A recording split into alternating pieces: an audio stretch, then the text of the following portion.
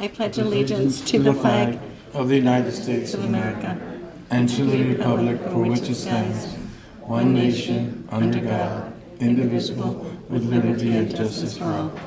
Thank you.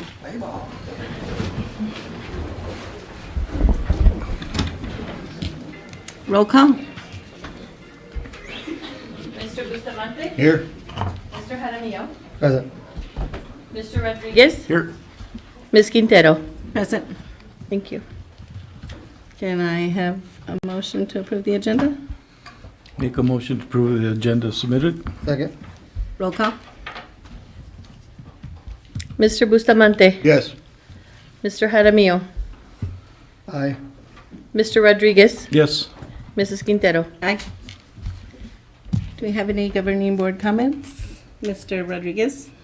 I had the honor and the pleasure of being one of the participants in Love of Reading Week at Liberty Elementary, Miss Molina's third grade class, and I read The King, the Mice, and the Men, and I gave them some of the King's cheese afterwards, and they were real happy. So it was a really, really nice visit. The kids are so attentive, so smart, so enthused about having somebody else read to them besides their teacher, I guess. So it was nice. Also attended the superintendent's meeting, all the superintendents across the district, or the majority of them, and the majority of board members, new board members like myself, were in attendance. So we got to interact and meet and share some stories and learn about some of the things and some of the issues that we're facing in our legislature that we need to be on top of, and make sure that some of the things that they want to propose don't happen, or do our best to make sure they don't happen. So Thank you. that's it. Mr. Jaramillo? Yes, just real quick, we have a lot of recognition, especially for our student athletes and our OTC. You know, it's great that they do very well, and everybody recognizes them as either an athlete or an ROTC cadet. But first and foremost, what they do really well at to stay eligible is academics, and I think that should be a big kudos to them as well. Thank you. Thank you. No? No. I just thank you for coming and giving us a full house. This is amazing. Yeah. So, while I have you, there is a Summer Youth and Family Resource Fair happening March 11th for Youth Employment One Stop Center. It's going to happen between 10 and 1 at 320 North Commerce Park Loop. So if any of the students here want a summer job, go there. It's like, and this is so great. So bundle up tomorrow, and thank you for being here today. So superintendent's report.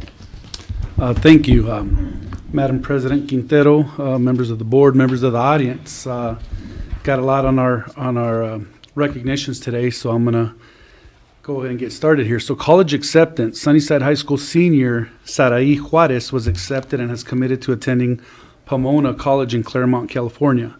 This is a highly competitive private liberal arts college with a 7% acceptance rate.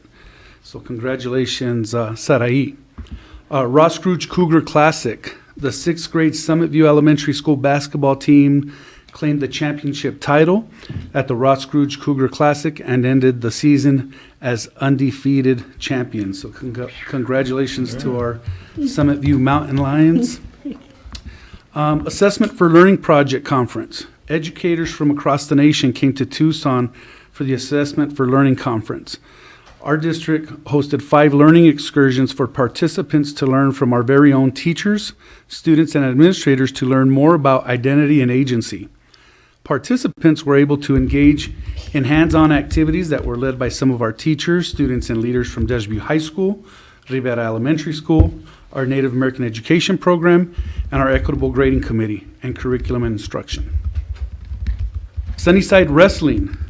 Adding to their wrestling dynasty, Sunnyside High School earned their 36th state championship. The boys team had 7 individual champions: James Armstrong, Sergio Vega, Carlos Stanton, Christian Rivera, Job Lee, Mike Avelar, and Nicholas Pina were our boys' individual champions. For the first time in Sunnyside history, the girls wrestling team finished in 2nd place and had 2 individual champions. A big congratulations goes out to all the student athletes. The girls champions were Iliana Castaneda and Audrey Jimenez. Congratulations to Coach Anthony Leon, Will Olivas, and the rest of the coaching staff for another amazing season. 6A Boys Soccer Sportsmanship Award. Sunnyside High School's boys soccer team was selected to receive the Arizona 6A Boys Soccer Sportsmanship Award. This award is given annually to the school that exhibits the highest level of sportsmanship. Westwood and Dobson Softball Invitational. Sunnyside High School's softball team started their season with a 6-0 game winning streak, which led them to claim the Westwood Dobson Invitational Championship title this past weekend. The team was able to outscore their opponents with 78-7 in 6 games they won in the tournament. Our Honors Regional Orchestra. 8 of our talented musicians from Desert and Sunnyside High School auditioned and were selected to be part of the South Central Orchestra Ensemble. Desert was represented by Shay Silva, Anissa Sanchez, Gabriel Landon, Jamie Urbina, Apollo Urbina, and Javier Gallego. Representing Sunnyside High School was Leanne Rosette and Sandra Griego Martinez. Our District Choral Festival. Sunnyside District Choral Festival was held last week at Sunnyside High School. The performers included a combined elementary choir, choirs from Gallego Intermediate and Desert View, and the Elvira Handbell Choir.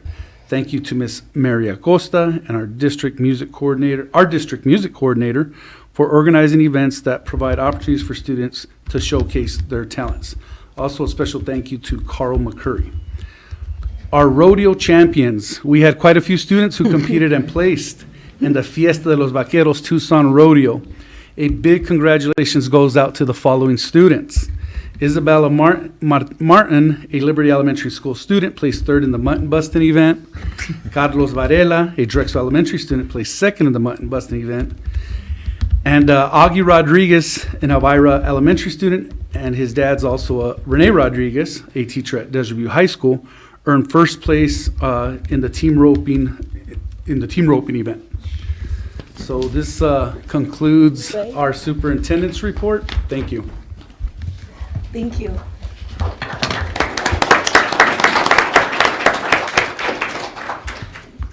So, it's time to step down and recognize our many people.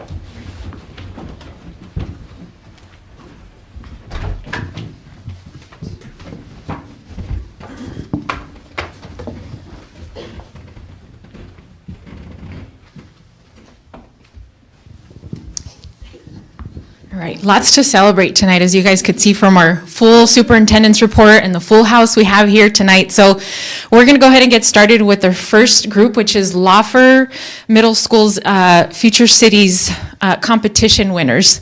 So I'm going to call the group's name up, and then Ms. Nichols, if you can also join us. I know I saw you earlier, so that you can also say a few words. So I'm going to call the students up here individually, and then welcome you to say a few words, and then invite the governing board if they'd like to say a few things as well. So I'm going to ask the following students to come up. So Elias Elonache,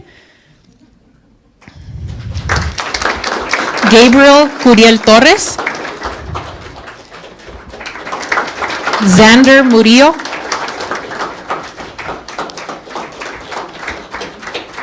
Perla Grijalva, Maribea Baez,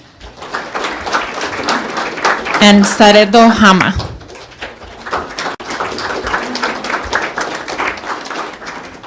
So last month, 11 Lawford teams competed in the Arizona Regional Future City Competition, which is designed to inspire students to pursue careers in STEM, including engineering. The Lawford Future City STEM program was launched in 2011 and works to inspire students to pursue STEM careers. Throughout the fall, these students worked in teams to bring their vision of their future city to life. So they imagine what it's like to walk down the main street of a city 100 years in the future to design a futuristic city with innovative solutions to some of today's most pressing sustainability issues. Students have the opportunity to apply their math and science knowledge to a real-world problem and strengthen their teamwork and problem-solving skills, among other things. And so these two groups of students here won the Future Cities competition in Sustainable Infrastructure Award. And that award was sponsored by the American Society of Civil Engineers, and the other group of students won the Best Land Survey Practices Award, which was sponsored by the National Council of Examiners for Engineering and Surveying. So led by Miss Jackie Nichols, if you want to come up here so we can recognize you as well.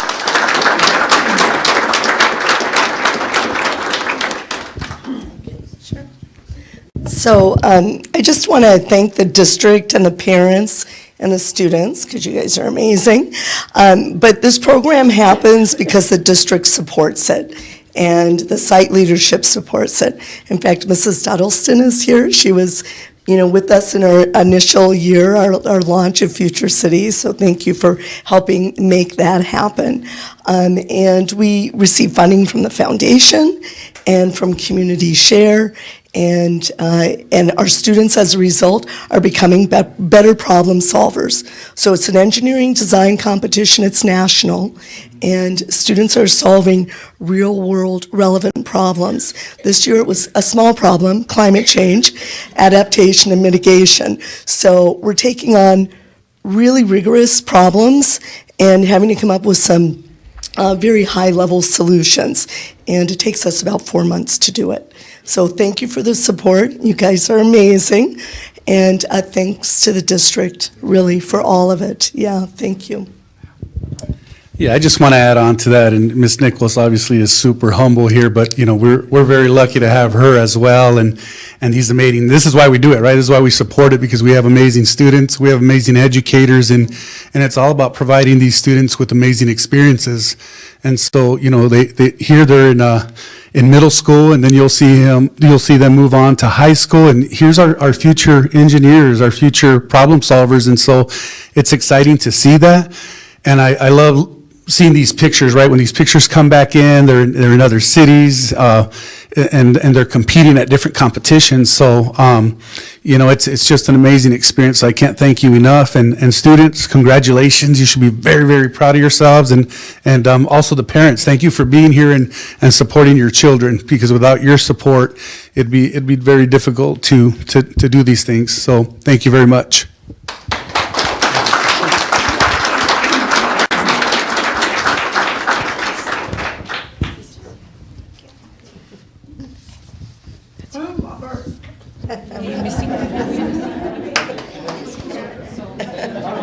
Oh, to my day. I'm going to have you guys do a group picture, okay?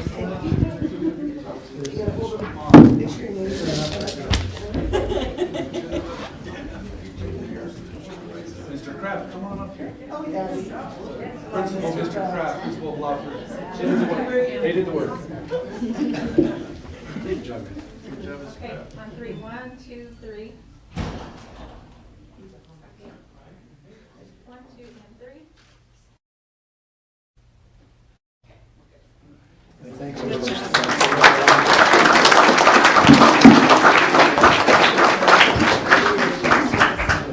Yeah, thank you. Yeah.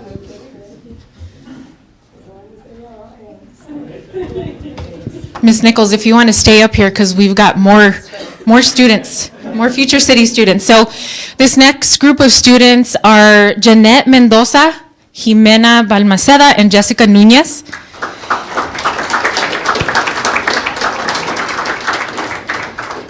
And then we've also got Lexana Echagaray, Genevieve Echagaray, Jasmine Echagaray, Jeanette Mendoza, who's already up here, right?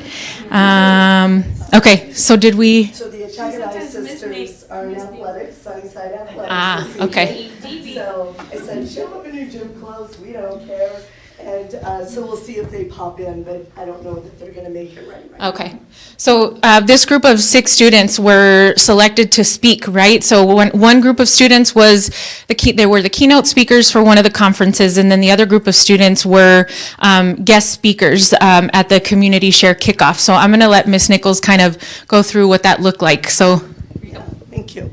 Okay, so first of all, I want to say the 3 young ladies that are up here are all, alumni of Future City, and for 3 years each, and have come back. So they're at different grade levels in high school and at both Sunnyside and Desert View, and they come back every year to mentor the middle school students. So there's been this pipeline of, engineering and scientific and research brain power, right, in our students. And it's really, Future City has helped create a legacy and a connection and a pipeline. So Jeanette and Jessica and Jimena were featured keynote speakers at a statewide science, tech, and STEM conference here in January, and put together a video of how STEM has impacted their lives, and talking about why it mattered to start in middle school. If Lexana was here, I know she would say it was the first place I discovered STEM. So, and I think actually that should be elementary school. But anyway, I think middle's really important, and then on to high school and STEM experiences there. So you guys are involved with SARSEF and MESA, right? Yeah, so we've got some additional competitions here that they'll be part of. But powerful speakers for Sunnyside, powerful speakers for STEM programming, and incredible supporters of Future City. So I thank you. Yeah. Yeah. Yep. Yep.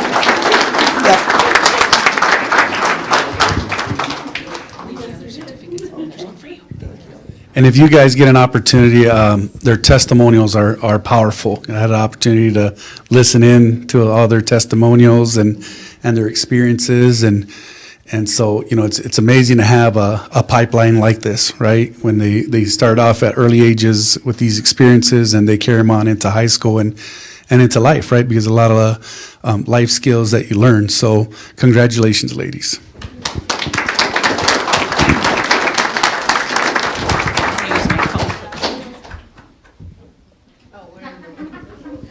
Oh, go ahead.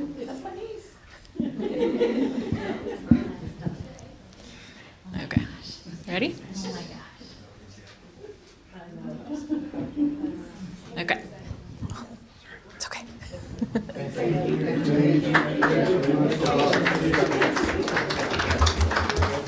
You're not getting me in the pictures, right? I don't think so. I Okay, cropped. good. Yeah. Thank you. Okay, our next recognition is for our Peace Poster Contest winner. So I'm going to ask Keegan Tran from Gallego Intermediate to come up and receive their award.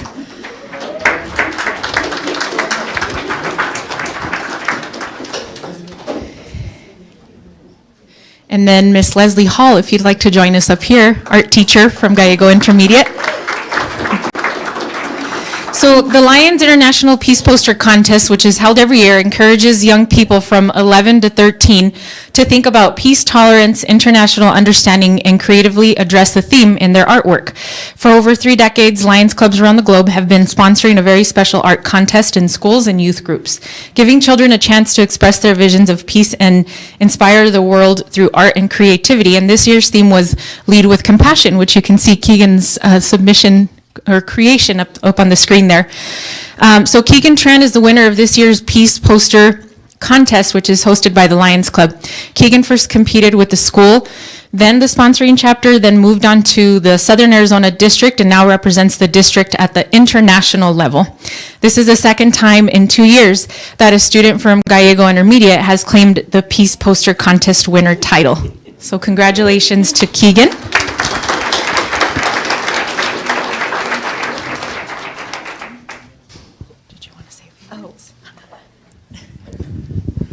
I have been so impressed with the hard work that my students have been putting in this year.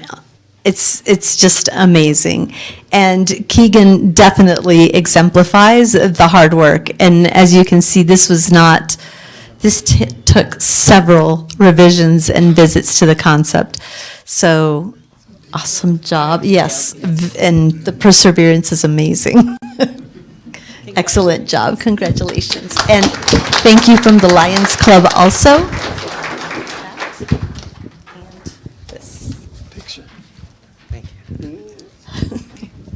And then I understand we have something special for Ms. Hall as well.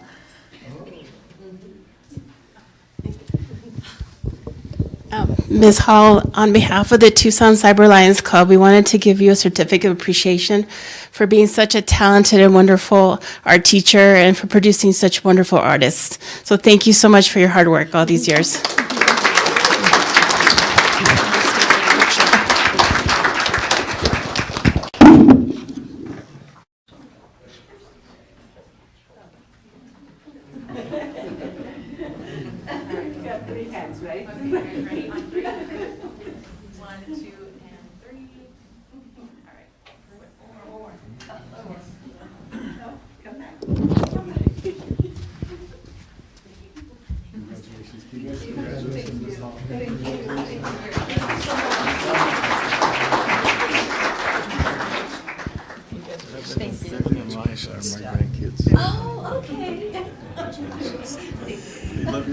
I just wanted to add on, just a few things. I mean, this is obviously amazing artwork, and, Ms. Hall's known for putting out students that win competitions, right? Because if you had an opportunity to look at the Ward 5 calendar, I believe there's 6 students as well from Gallego, Ms. Hall students that have won certain months because of their artwork. And so I want to congratulate them and highlight that as well. So thank you for all you do.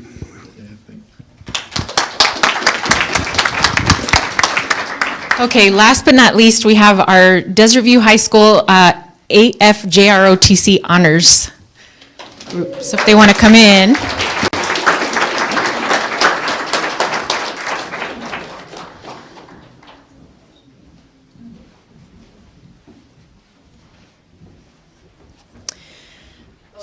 So tonight we're recognizing Esteban Macias, Giovanni Durazo, Elizabeth Durazo Ortega, Bianca Franco, Maribel Núñez, Victoria Hernandez, Adrian Cruz, Ariana Zúñiga, Alan Egurola, and Haley Tours. I hope I said that right.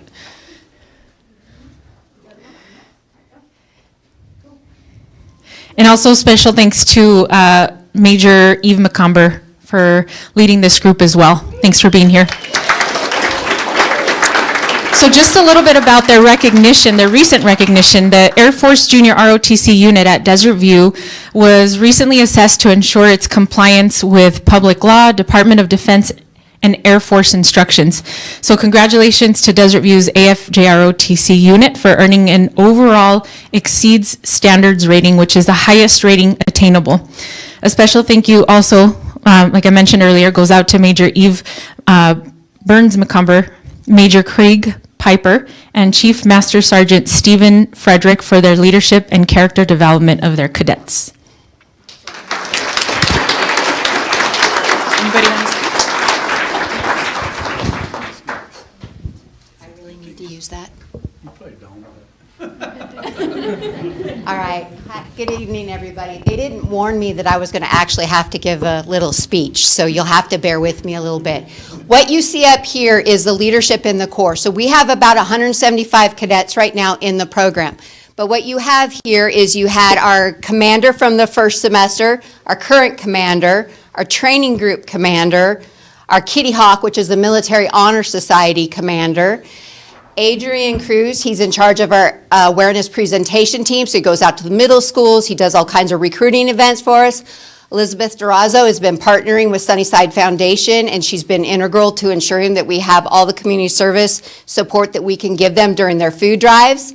Elizabeth Turris, she got selected to lead the 30 command drill sequence. So that's actually one of the things that we get graded on, how well she controls her flight and drills the flight.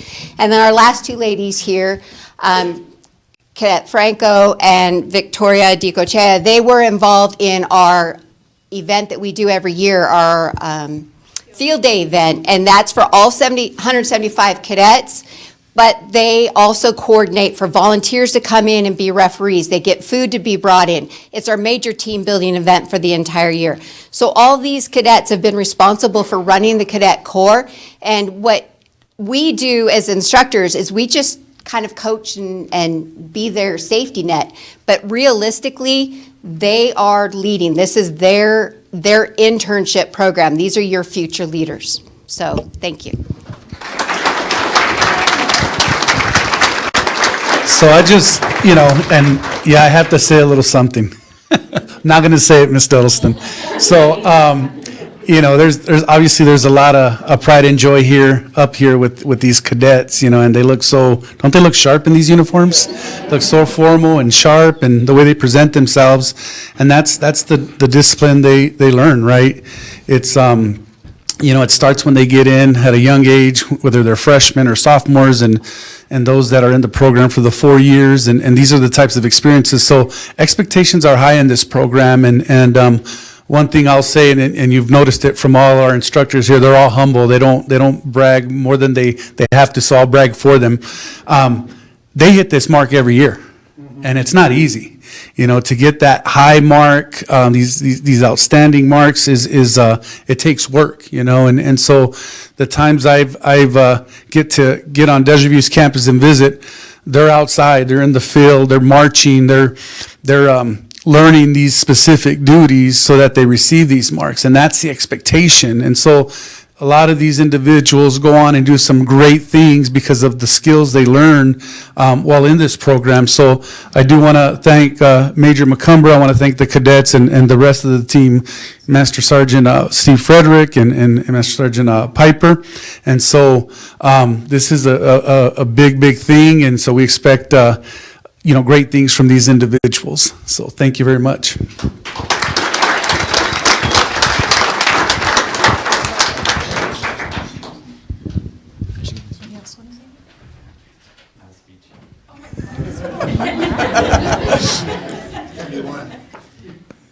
I was just kidding, I don't have a speech, but I'm not letting them talk. Well, first off, I want to say that this year and all these people with me, we've put on quite a performance, I would say. I don't know magic, not yet at least, but I just want to give a thank you to everyone here because we all worked so hard. We've been under a lot of stress this whole year because we had our inspection and we had other problems, but everything it flowed well, I would say. So I just want to say thank you to everyone and also everyone here that attended. Yeah, that's all I got.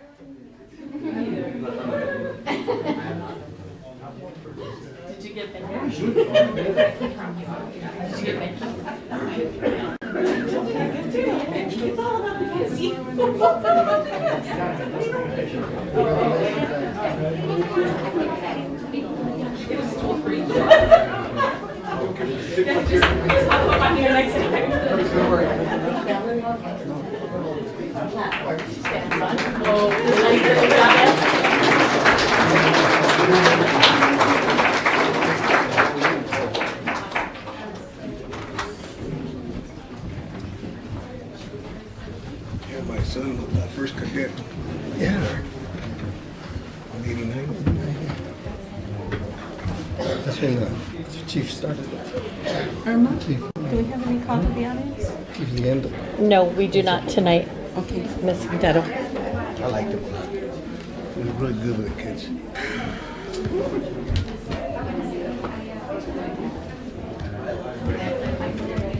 Are we good? Or are we gonna wait a minute? Everybody else can sit down. What's wrong? Who? What happened?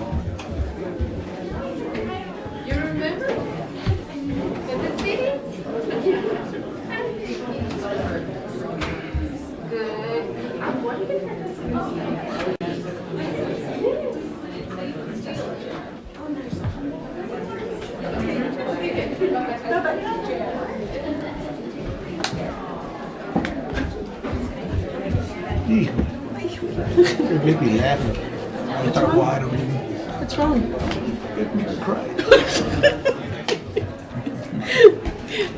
All right. Okay. What's next? We have no call to the audience, so then we're gonna do consent agenda. I thought the rest of us were gonna be here today. We're gonna be here for a long time. Yeah. Well, Is he Look leaving? like it. He's leaving us? That's great, huh? Our TC doing that. oh yeah.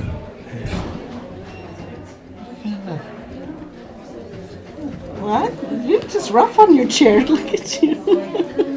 Brand new chair. Look at how he does it. I know. No nos va aguantando así.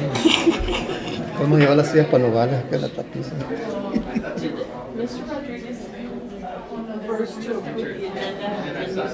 Yeah. Yes.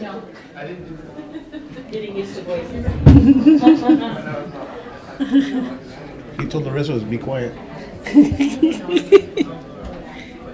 We good? We good? Okay. All right.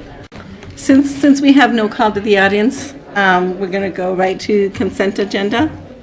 I'd like to make a motion to approve the consent agenda items as submitted. Do you have a second? Second. Roll call.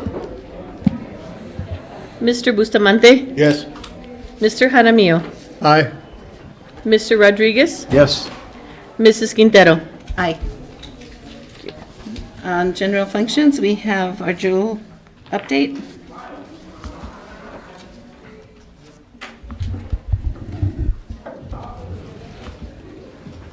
And I can do a quick introduction of, Sure. of Mr. Jojo Tan here. And so, first semester, we were approached with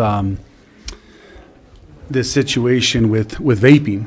And so there was a class action lawsuit against Jewel. And, we were one of the school districts of many that wanted to participate in this. And so today, Mr. Jojo Tan has an update for us, and he will present that information to us today. Thank you. Thank you very much. Superintendent Gastel, members of the board, thank you for having me here. As Superintendent Gastel mentioned, last August, myself and my team were hired to pursue litigation against Jewel Labs Incorporated. We were hired in August. We filed a lawsuit in September on behalf of Sunnyside. On November 18th, we finished what was called the plaintiff fact sheet, which was sort of, litigation, our homework and what we needed to do.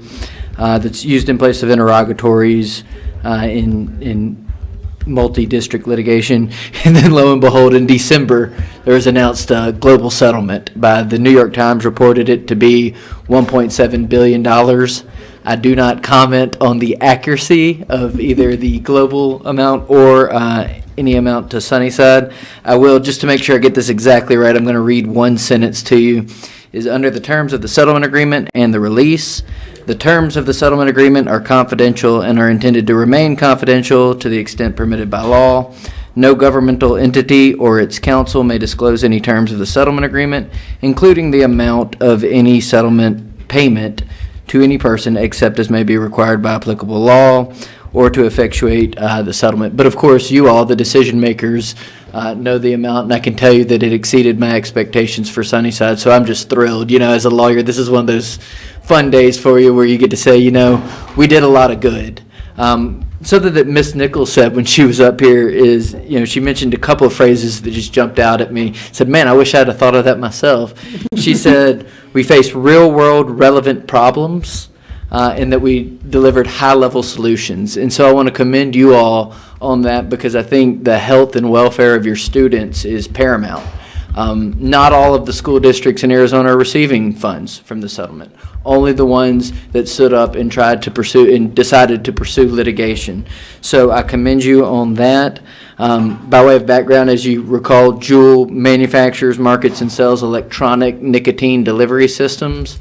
I'm not going to reiterate everything I said back in August, but I will say, you know, one Juul pod contains 20 cigarettes worth of nicotine. So I'm thrilled for the district. I hope these funds that I cannot comment on will be utilized to their highest and best use. And I know, you know, it's not every day as a lawyer that you know you did good, right? So to relieve this corporation of some of their money and to pass it on to Sunnyside for the benefit of the schools and the students, it's been a great pleasure and a great honor. So thank you for the opportunity, and that's it for the update in general session. We appreciate all your hard work. Yeah, thank you. Do we have any questions? I have a comment. Mr. Jaramillo? Yes, this vaping with Juul's product, it's been going on for quite a few years, and it has affected our students in their community. And to be quite honest with you, I still think it does, Mm-hmm. and not only here in our district, but districts nationwide. And hopefully with the funds that we get, that it could be utilized for remediation for our students, for preventive measures, education, or what else other case may be. But so I want to thank you, sir, for what you guys did, your agency did.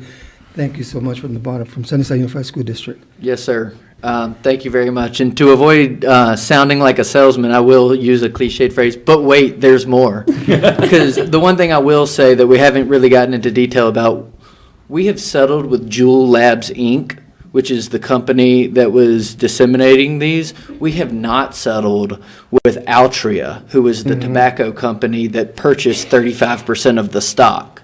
You know, they said, hey, we just made a financial investment. It's not our fault. And we said, well, we're not letting you off the hook that easily. So we're going to continue to pursue litigation against Altria on behalf of Sunnyside and our other Arizona school district clients, because we don't want them off the hook, Right. and we want this money to eradicate this problem. I really do. I think it is possible. We saw it with smoking cessation rates in the early 2000s. You know, I would say that it's like fighting the tobacco companies, but it's not like fighting the tobacco companies. It is fighting the tobacco companies. This is just what it looks like in 2023. So again, thank you so much.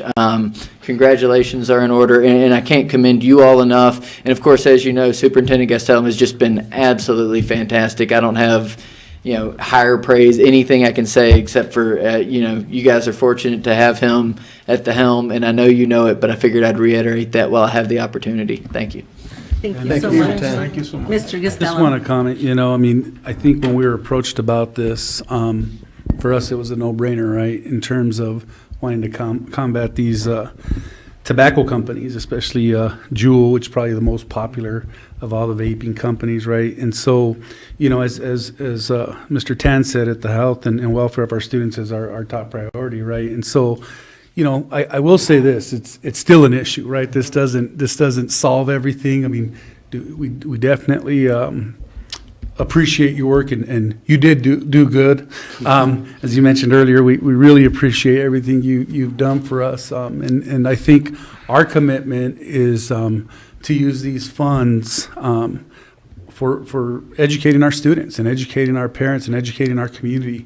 It's still a like I said, a huge issue that we have to fight, and you know, it's something that we'll continue to fight, and we'll do it because we want what's best for our students. So on behalf of the governing board and the district, I want to thank you for your work on this, and we appreciate it. Yes, sir. Thank you. Thank you. Thank you.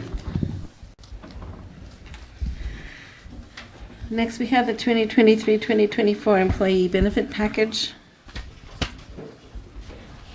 Good evening, President Quintero, members of the board, Superintendent Castellum, and members of the audience. Before I present our speaker from CBIZ, Eric Rudstand, I want to take time first to appreciate and recognize the work of Amanda Schmick, who is our benefits coordinator. She's the wizard behind the scenes. She's sitting back there.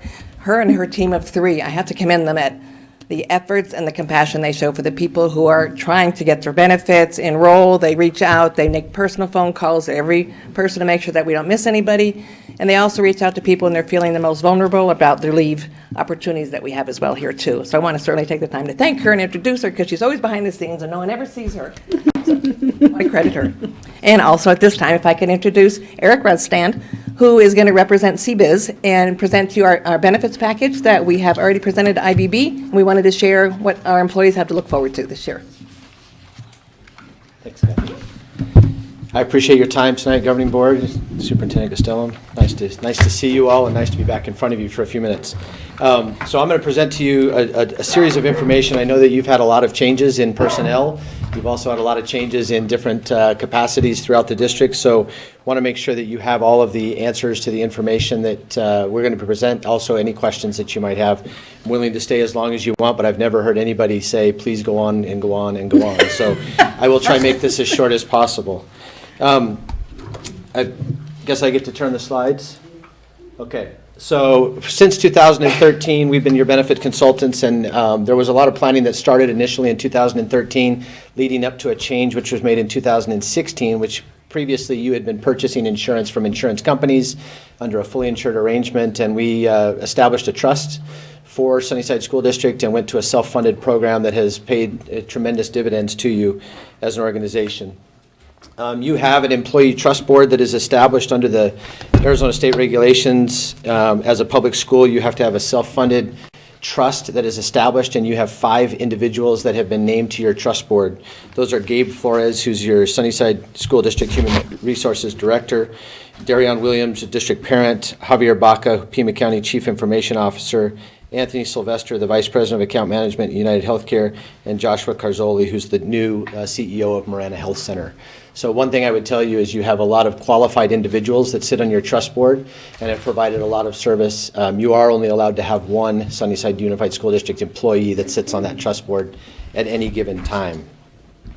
So what are the trust board responsibilities? So they are to manage and protect the trust funds and to pay the claims both now and in the future, to manage the reserves that are established or the surpluses that are created for now and future years, to establish plans and coverage to ensure adequate funding for any and all claims that arise, recommend plan programs, deductible amounts and premiums for employees, so recommendations that will come from them to staff and to the governing board for ultimate approval, and then be informed of the Sunnyside School District finances for the benefit accounts and Sunnyside Unified School District benefit dollars available for consideration. So trust funds can be used to improve. Trust funds that are created through surpluses in any given year can be used to improve and enhance various health benefit offerings and for services to provide for employee well-being. So one of the great things about the success that Sunnyside Unified School District has enjoyed is that over the past 7 years since you decided to go self-funded, you've saved over $5 million, and you've now established a trust that is pretty substantial with surplus reserves, and so that you can improve the employee well-being, the experience, and this year be able to decrease the cost for dependents through the contribution strategy that you're adopting. So if you had remained fully insured, you would have seen significant budget changes that would have had to have occurred so that you could continue to provide the benefits that were being provided previously. But because of the decision to establish a self-funded program and to put it into a trust and to have a trust board manage that for you and with leadership of the district make decisions that are necessary to protect the funds that are put into that trust, it's done very well for you. So from a medical renewal and a funding history perspective, one of the great things, or one of the both good and bad, I guess. So Sunnyside Unified School District went through a period of time where they weren't able to apply or contribute any additional funds for the benefit of their employees to purchase healthcare insurance. So the cost for employees kept going up. Well, a couple of years ago, they were able to provide more funds, they were able to decrease those contributions, and again this year, through use of some of the surplus that has been created in the trust, they will again decrease the cost for dependents to be able to afford health care benefits through Sunnyside Unified School District.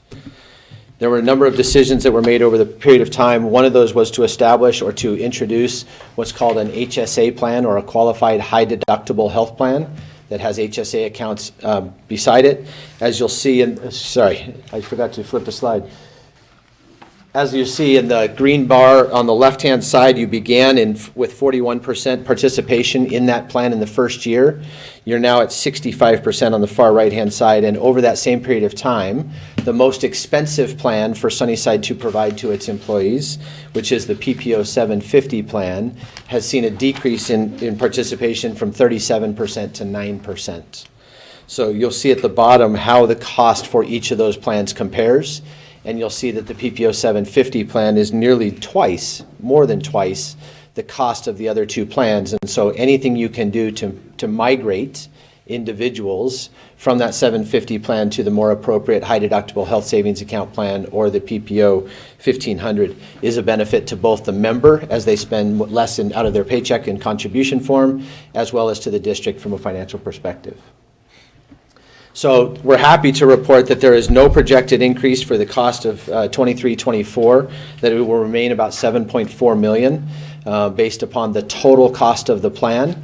But reallocating some of those surplus dollars, we are able to, through Carla's ingenuity with the contributions and understanding of finance, they've been able to bring down the contributions for the dependents. So this is the fourth year that the rates have stayed relatively stable. And actually, the rates today are lower than they were in 2016. And if you see that comparatively in the marketplace with other employers, other school districts, that is well above any performance that any other district has achieved in that same period of time. So you've done remarkably well. So from time to time, there will be changes that occur in the strategy or in the goals with finance or in the goals with human resources relative to delivering healthcare benefits and overall benefits to the employee population. The strategy this year is to create a more equitable contribution strategy so that regardless of which employee, where an employee enrolls, meaning which tier of coverage they enroll in, whether they have themselves, a family, just a spouse or children, that they will receive the same contribution from the district to be able to purchase that healthcare coverage. Okay? So with that, you'll see on the next page that you'll see that from 2022 on the left in 2023 plan year to 23-24, the increase in contribution that is being made by the district, okay, for each of those plans and each of those tiers of coverage, you'll see that the district will now pay 77% of the total cost of the healthcare plan. And the increase overall to the district is about $317,000. Okay. On the next page, you'll see how it affects the real-world employees that are doing the work and are needing to participate in this plan. And you'll see that in every case, the high deductible health plan will remain without a change to the cost for those employees that choose to remain on the high deductible health plan. On the PPO 1500, they'll see a decrease in every tier, including the employee only. And on the PPO 750, the employee will stay the same, but they'll see decreases in cost if they need to enroll a spouse, children, or a full family. Okay. The lower left-hand corner, you'll see that the trust is making a one-time additional $500 contribution to the health savings accounts of each individual that participates in that plan, which would mean that they're going to get $1,000 into their health savings account to pay for healthcare-related claims. And as they use those dollars, that helps the district decrease the dependency on paying for those same claims.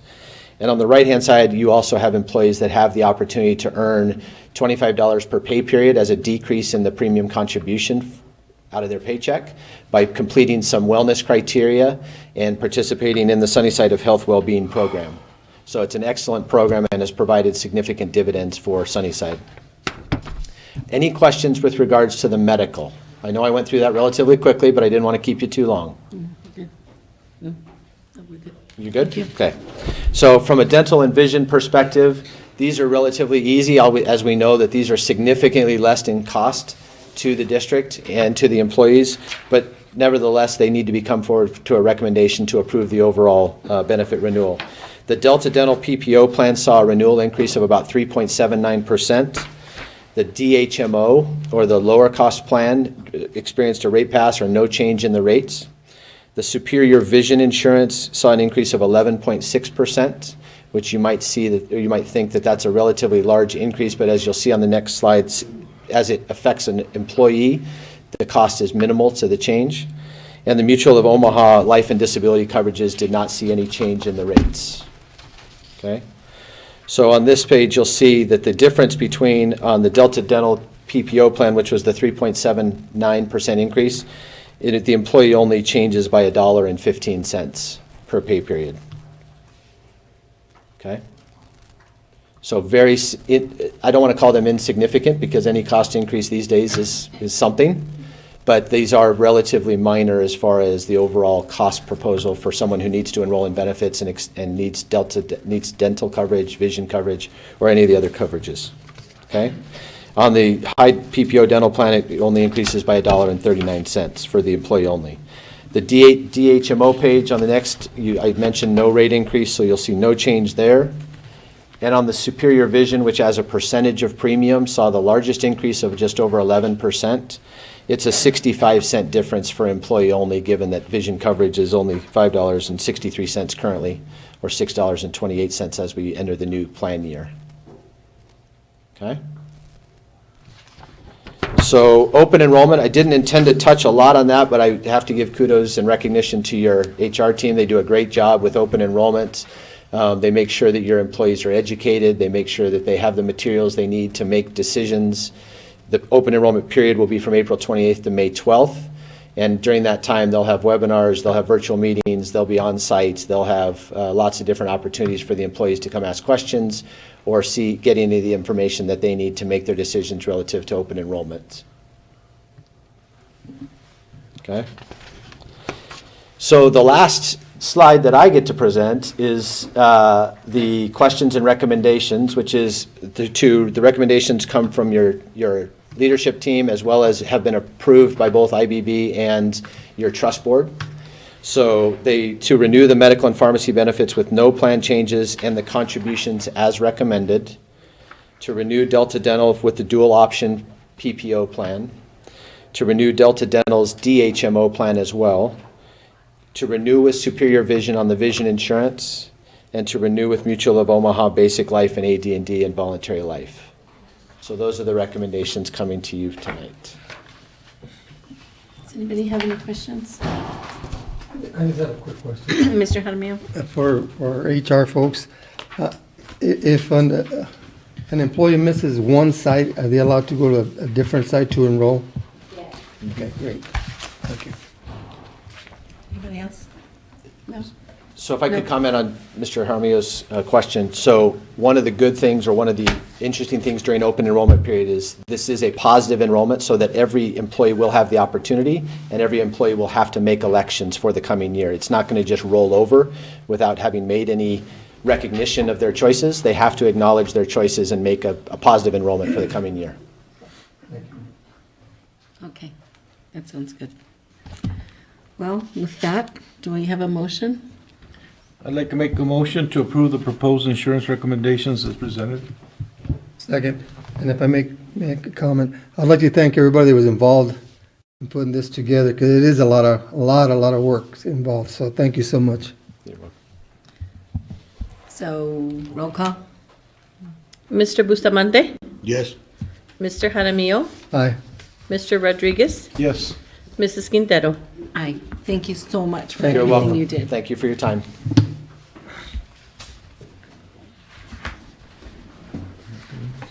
Oh, we're not doing that one. So, we're just doing suggestions for future agenda items. We have the Jaramillo? annual budget update. I thought we pulled something. That was, Oh, okay. Oh, we put The the audit, audit, yeah. okay, so never mind. So, tricked you. So we have 2022, 2033 annual budget update. It's like, not that lucky to leave yet. I know. Good evening, President Quintero, members of the Governing Board, Superintendent Gastelum. Thank you for the opportunity to give you this budget update on our fiscal year 22-23 budget. Some of you that have seen my presentations are probably familiar with this slide. It talks a little bit about Arizona school finance and how the budget is broken out. There's some major categories that we identify all our funds, even though we manage almost 100 different funds in our accounting records. We group it into these 6 main categories, which include maintenance and operation, classroom site fund, district additional assistance, also known as unrestricted capital, other capital funds, bond building and adjacent ways, and special projects that include federal and state grants. And then last but not least, other funds. And other funds are mainly cash-controlled funds like student activities, tax credit, gifts and donations, litigation recovery, which I see that we're going to be getting some funding there. So I'm happy to see that. This is just a recap of those same main fund classifications that I just spoke about and the different areas. And from our last budget revision, you'll see that our maintenance and operation budget, for instance, was $111.2 million. Year-to-date transactions, approximately $48.7 million. Encumbrance and projected expenditures for the maintenance and operation fund, about $45.7 million, with a projected budget balance of $16.8 million that will be carried over into next year. Again, these are just projections at this point in time. Most of the expenditures happen in the last 3 months of the fiscal year, so you'll see a lot of these dollars being expended in the last quarter. The next group is classroom site fund, $14.6 million budgeted there, $3.7 million spent to date. $7 million projected expenditures. Again, this is where we pay out performance pay for teachers. So we expect some of those payments to be occurring later on this year with a projected balance of almost $4 million. I won't go through each and every one, but I think that you see the totals here. Another important one is unrestricted capital. That's one fund that we are monitoring closely.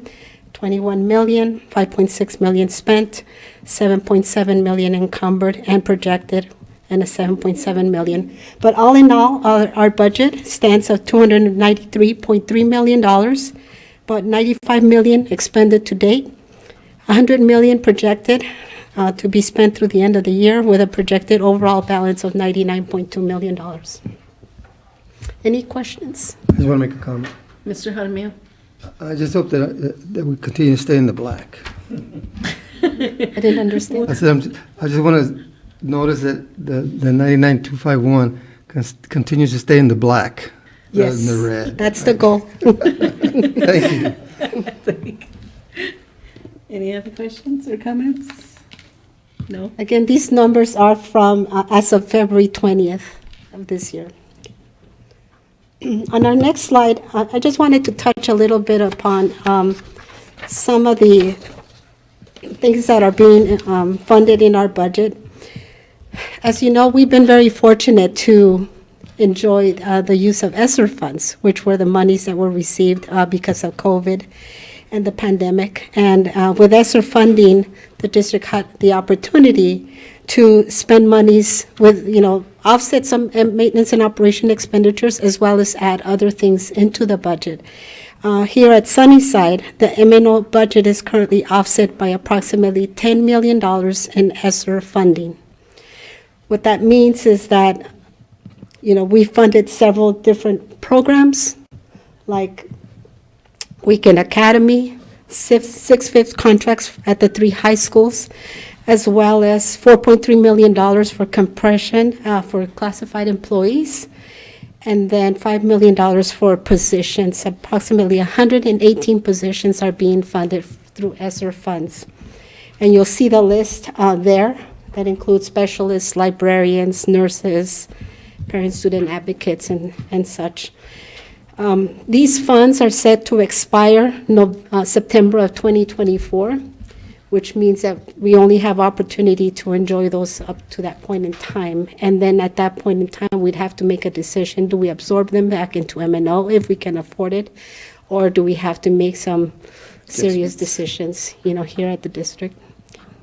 So the other thing I wanted to mention, because we do focus on maintenance and operation and capital a lot, unrestricted capital funds this year are being expended at a higher level than we have in previous years.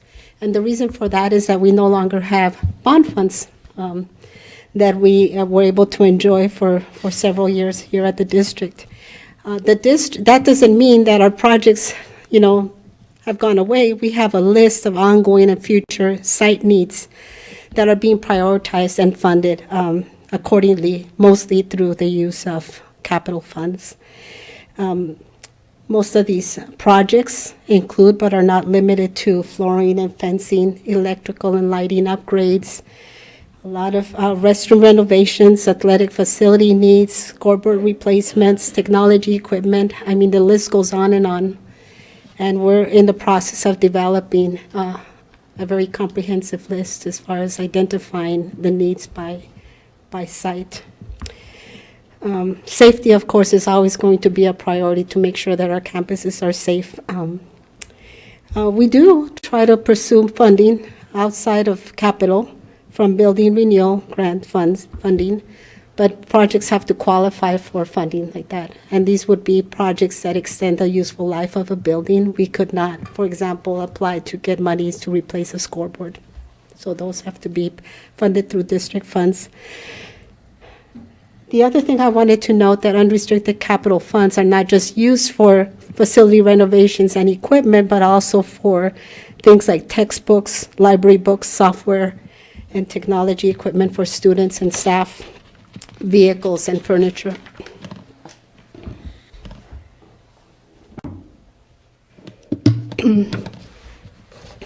This next slide shows a budget projection for the next few years. And that first line, you'll see the current budget that I just talked about, and this is exclusively just on maintenance and operation. Assuming no enrollment decline and assuming a 2% inflation increase every year, you'll see the first column there is our average daily membership, which is the number of students that are enrolled in the school district, 13,800. The next column over is what is called the revenue control limit, and I'll explain a little bit about what that number is. The budget for each year, our projected expenditures, and the projected budget balance. You'll see that this year, like I reported earlier, we have about $17 million that we anticipate carrying over into the next fiscal year. But as you see, as time goes on and we project out our expenditures increase by 5% each year, at some point in time, we are going to run out of funds, especially if we have to absorb any of those extra expenditures into this budget. Okay. So I just wanted to kind of portray, what the projections are. And I think that's pretty close to what Mr. Encinas had reported before as far as what the numbers look like. Looks like Any we're not gonna questions stay here? in the black very long. We want to stay in the black, yes. We want to stay in the black, but it doesn't look like we're going to. So I'll just give you just a quick synopsis of how the budget limit is calculated for maintenance and operation. And I'm going to start from the bottom up, okay? So I talked about average daily membership, which is an average number of students that are enrolled each day for the first 100 days. We have about 13,800. And that includes also Group A students and Group B students. And Group B students are the students with special needs, okay? The next block up is the weighted student count or support level weight. The weight is applied to every student in the district, and the weight is associated with the cost of educating a specific child. So if a child has special needs, they're weighted higher than a regular student. So there would be more funding given for those type of students. Our weighted student count for the district is 19,343. Then that number is applied or multiplied times what is called the base level amount. This is the amount that is set by the legislature every year. And this last fiscal year, we were fortunate enough to see a larger increase that we have seen in many, many years. For those of you that know, base support level is always increased by 2% or inflation, whichever is less, okay? So we can count and assume that we have a 2% increase year over year. But this last year, the legislature acted and we got a 7.41% increase to the base support level. The next factor that's used to calculate the budget is what is called the Teacher Experience Index. So our total years of experience for all our teachers is added up and compared to the average, the state average. And if our experience is higher than the state, we get a multiplier added to our budget. And we are just slightly higher than the state, and that brings in about, I can't even read my number here, I think it's $347,000 to the district. The next factor that's added, and this is not significant, but audit services are added in, about $46,000 there. The next block is the transportation revenue control limit. This number is calculated using the number of students that we transport, school to home, home to school, and the yearly route miles that we run each year. Funding there is about $2.4 million. And then all these components added up is what makes up the revenue control limit, about $95.2 million. Any questions? I know that was a lot. No? Any? No? Okay, we're good? Okay. Okay. So in building the budget for maintenance and operation, we add that revenue control limit. To that, we add any voter authorized overrides, which I know we don't have any here at our district, or desegregation funds. Dropout prevention, we have about $245,000 for that. And any other additions to the budget, like tuition, budget balance carryover. This year, we have $15.6 million there. The other two items that I did not put on the slide, but Prop 123, I believe in the 8th year of funding for Prop 123. And this year, we received $1,014,000. These funds are set to expire in 2025. So if that's not renewed by the legislature, we will lose Prop 123 funding. And then we transfer out monies to energy savings programs, like for the projects that were initiated by the district several years ago. So our total budget for M&O, adding up all these items, is $111,255,000. On this next slide, I'll be talking about district additional assistance. And like I mentioned, this is the unrestricted capital fund. Just like there is a formula for maintenance and operation, there's also one for capital. This is a spending limit, like the RCL, that could be allocated in whole or in part to either M&O or unrestricted capital. The district does not transfer any capital funds to M&O or vice versa. The limit is calculated using a prior year unweighted student count. So with maintenance and operation, we use current year numbers. And I'm sure that you've probably heard about the challenges with current year funding because it's a moving target. So if your enrollment fluctuates during the year, so does your M&O budget. Whereas unrestricted capital is pretty stable because it's based on prior year, although we do not benefit from a weighted count. It's unweighted count. So the DAW funding base level is added, a prior year interest, and any budget balance carryover. In DAW funding, that number had not been increased for many years. I mean, I'm talking a long time. I don't think I've seen that number increase in my entire career in school finance. And this last year, the legislature increased the DAW funding by 11.44%, which was great news. And for many of you that may remember, capital funding was reduced for many years, and the reduction was never reinstated. So districts lost millions of dollars because of those reductions during the recession. In all, our DAW budget is $21 million, adding up all those components. The reason I'm bringing up all this is that I wanted to talk a little bit about overrides. So the first one is the maintenance and operation override. And as we know now, school district's budget is limited by law, right? So it's capped at the, adding up all those numbers that I just spoke about. Arizona Revised Statutes 15481 allows school districts to increase their maintenance and operation budget by up to 15% of that revenue control limit with voter approval. A voter-approved M&O override is in effect for 7 years. However, in the last 2 years of the override, that is phased down to 2/3 in this year 6 and 1/3 in year 7, unless a new override is authorized, and then you can benefit from full funding of the override.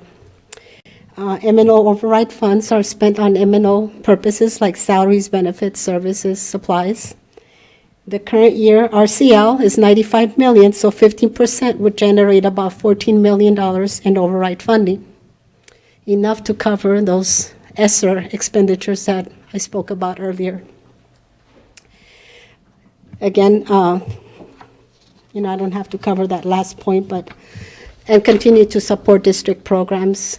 We do use a lot of M&O funding to support, some athletic programs and curriculum programs throughout the district that we would like to continue to do that and not run out of any funds in the future. The next slide Mr. is... Jaramillo. Yes, real quick. When was the last time we had an override approved? I don't know that. You know when it was 9 years ago? at least what? I believe 10 the district went out for an override in 19, but it failed. It didn't pass. But Yeah, I we think it's passed been quite a few more that than, haven't passed.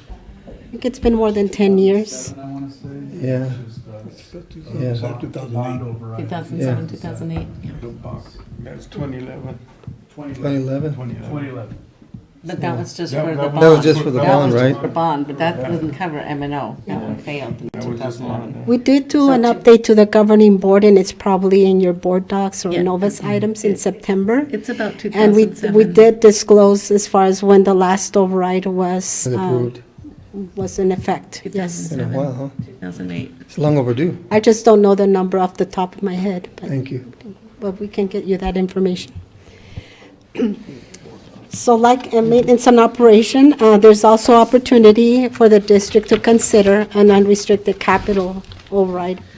Again, same statute allows districts to increase their unrestricted capital budget up to 10% of the revenue control limit with voter approval. Again, this one is in effect for 7 years, but there is no phase-down limitation on the capital override.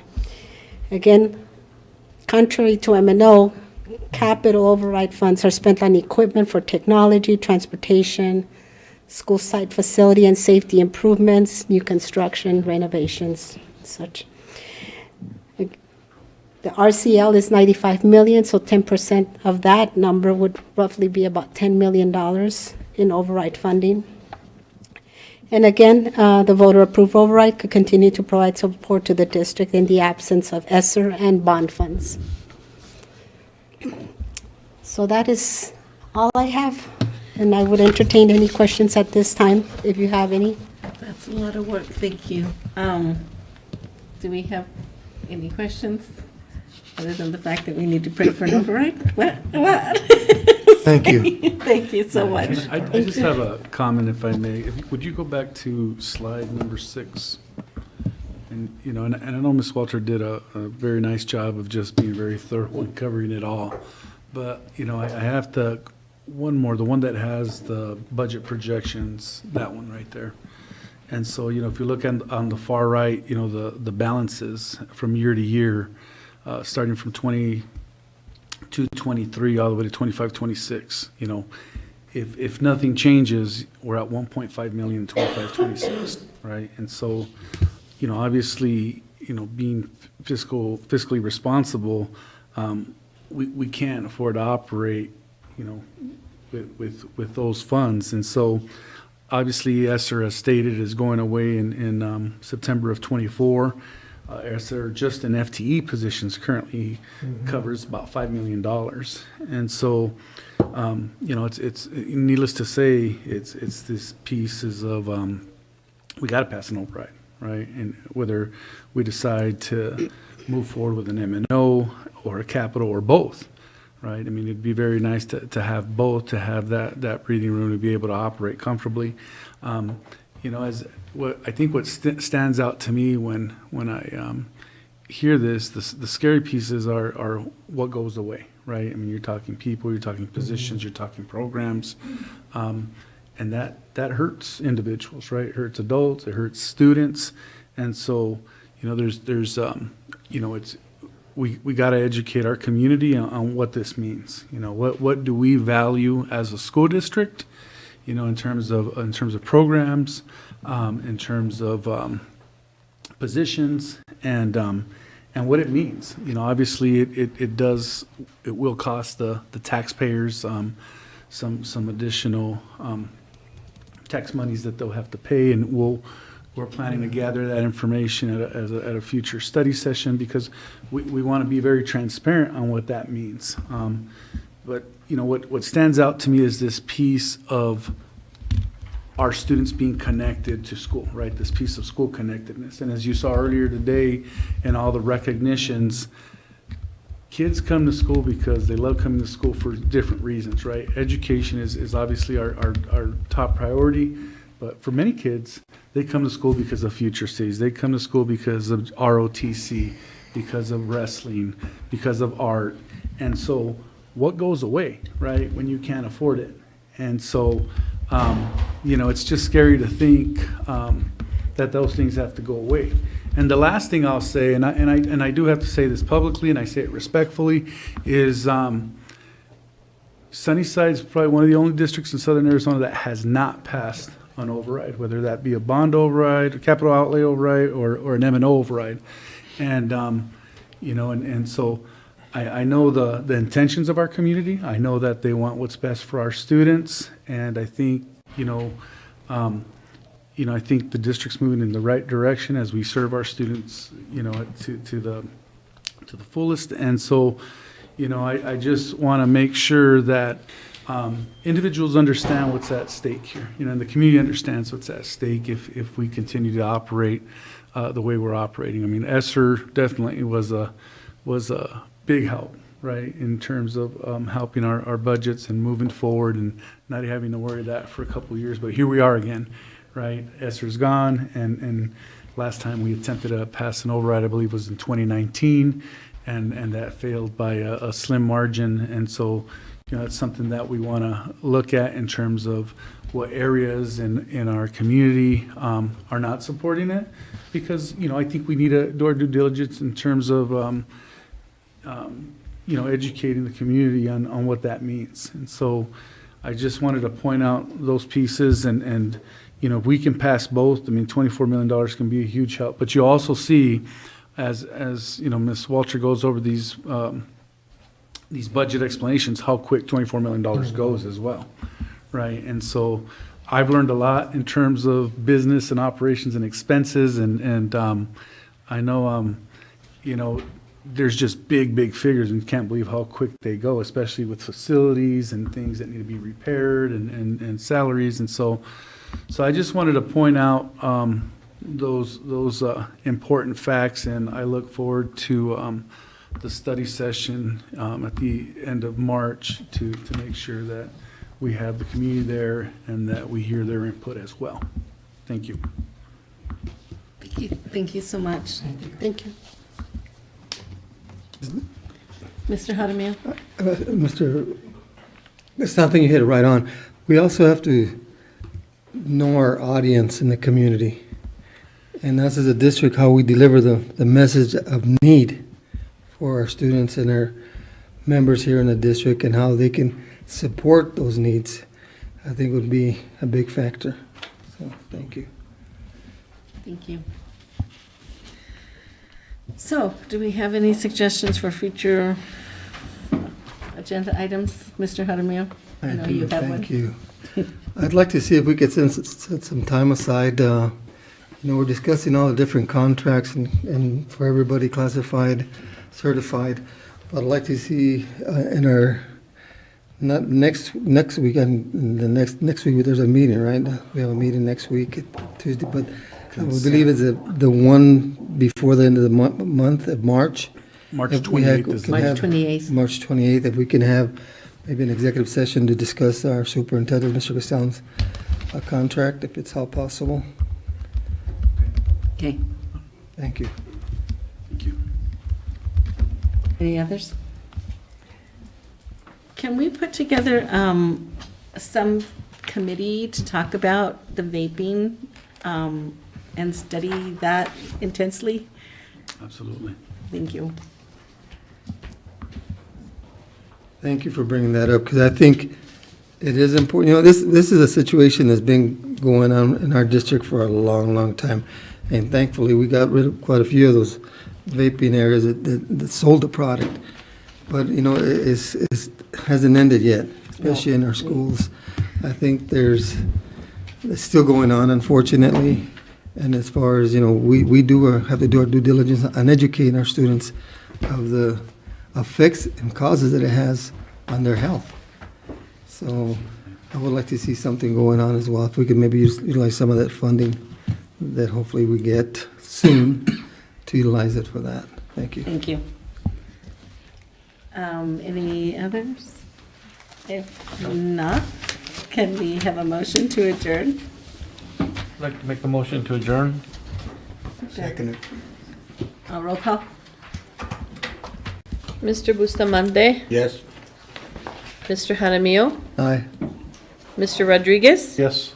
Mrs. Quintero. Aye. Thank you so much. Meeting adjourned. Thank you all for being here Thank you. and hanging in there with us. And you can go to the main event at 8 o'clock. You have time. What time's it over? I think it's tonight, right? Yeah. Yeah, 8 o'clock, right? Starts at 8? And, I mean, I don't know. Ask Ilya. That's okay. I think you said 8. Are we going to be allowed in there? I don't know. Or do you have to have a special